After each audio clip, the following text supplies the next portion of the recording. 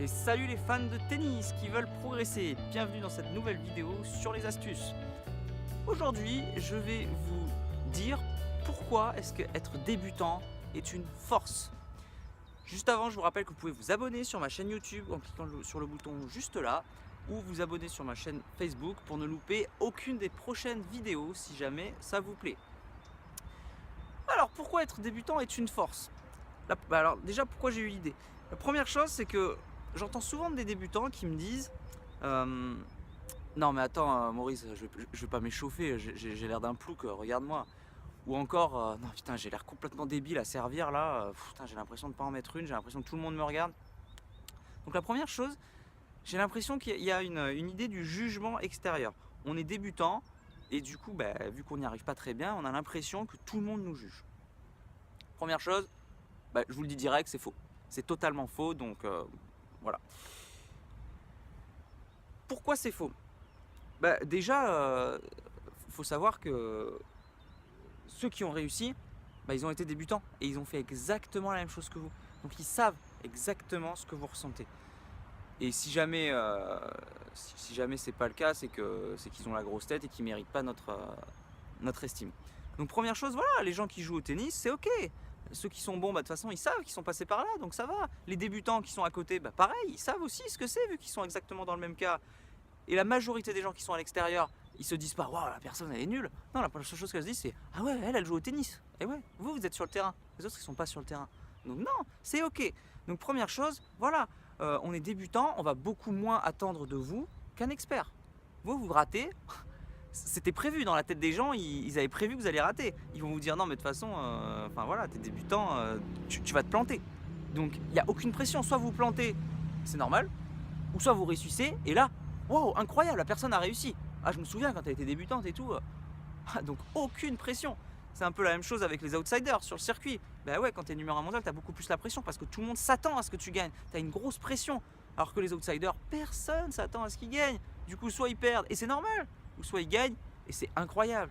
Donc vous, c'est pareil. Donc utilisez cette position du débutant qui est géniale. Vous n'avez aucune pression, personne ne va vous attendre, personne ne va vous juger, personne va vouloir que vous fassiez des choses bien tout de suite. Il n'y a que vous qui vous mettez les critères de réussite. Bon, et bien sûr, votre entraîneur.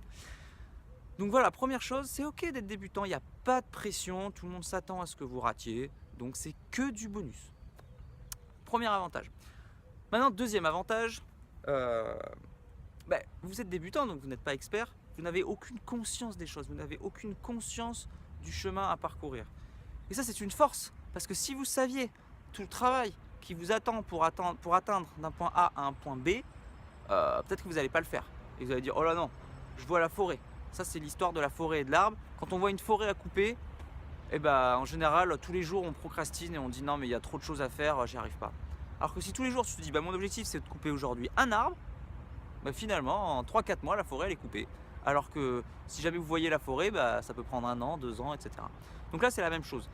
Ne voyez pas l'arbre, et de toute façon, vous êtes débutant, donc vous ne voyez pas l'arbre. Vous ne voyez pas la forêt, pardon. Vous voyez l'arbre. C'est génial. C'est génial. Avancez petit pas par petit pas. Vous gravissez une marche par une marche. Vous ne voyez pas l'escalier qui fait 5000 pas. Non, vous grimpez une marche par une marche. Donc voilà, votre non-conscience est une grosse force. Allez-y. Combien d'experts ont dit ouais, c'était génial et tout, mais vraiment ça s'est fait de manière empirique et j'avais pas prévu vraiment d'aller là. Et quand je regarde derrière moi, c'est quand même beaucoup de boulot. Bon, je sais pas si je le referais si je devais le refaire, mais en tout cas, voilà, maintenant que j'y suis, c'est cool, c'est vraiment chouette. Donc voilà, deuxième point, vous êtes inconscient du travail à faire et de vos compétences, voilà, donc c'est génial. Profitez-en parce qu'après, une fois que vous êtes expert, vous avez conscience de vos défauts, vous avez conscience de vos erreurs, vous avez de plus en plus dans la conscience vraiment précise des choses. Et du coup, votre orgueil augmente, vous vous attendez à beaucoup plus réussir, etc. Et vous avez beaucoup plus de pression et voilà, et le plaisir diminue. Donc ça, c'était le deuxième point. Troisième point, c'est là où je voulais en venir, le plaisir. Vous n'avez pas vraiment de... Enfin, quand vous êtes débutant, vous ne savez pas vraiment si vous allez devenir un expert. Donc votre but, c'est rarement de démarrer d'un point 0 à un point en haut de la montagne. Moi, je veux devenir numéro 1 mondial. Il y a des gens comme ça, Djokovic, il y a des joueurs. Ça reste une minorité, vraiment un petit pourcentage. On joue et une fois qu'on progresse, et bien là, on trouve de nouveaux objectifs. Ah ouais, j'ai progressé, en fait, je suis bon, donc moi, j'aimerais arriver à ce niveau-là. Une fois qu'on est à ce niveau, ah ouais, ben en fait, ça serait bien d'arriver là, et ainsi de suite. Bien sûr qu'il faut avoir une vision à long terme, mais voilà, quand on est débutant, débutant, bah, votre but, c'est pas de réussir. Vous avez qu'un seul objectif, c'est de prendre du plaisir. Et de progresser jour après jour, marche par marche. Donc voilà, aucune pression, vous prenez du plaisir, et ça dépend que de vous. C'est pas parce qu'on loupe un service qu'on est obligé de pas prendre de plaisir. Enfin, moi au contraire, le fait d'échouer, ça m'a motivé comme jamais, et c'est pour ça que je suis arrivé là. C'est pas parce que j'aime l'échec. Un petit peu quand même. Un petit peu quand même. À chaque fois que j'échoue, je suis content parce que je sais que je vais pas lâcher l'affaire. Et je vais rien lâcher. Pour ça, c'est au niveau tennis, hein. Bien sûr, on a chacun nos compétences dans chaque domaine de la vie, mais voilà.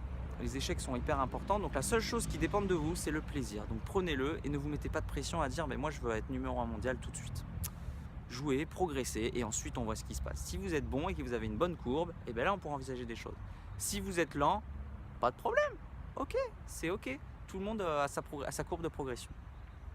Voilà ce que je voulais dire sur pourquoi être débutant est une force.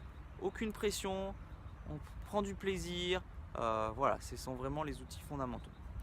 Voilà, cette vidéo est maintenant terminée. J'espère qu'elle vous aura plu. Donc si jamais vous êtes débutant et que ça vous a plu, n'hésitez pas à cliquer sur j'aime juste en dessous et à la partager avec tous les autres débutants que vous connaissez du tennis. En attendant, je vous dis à la prochaine. N'oubliez pas, allez jouer au tennis, progressez et surtout, faites-vous plaisir. Allez, ciao!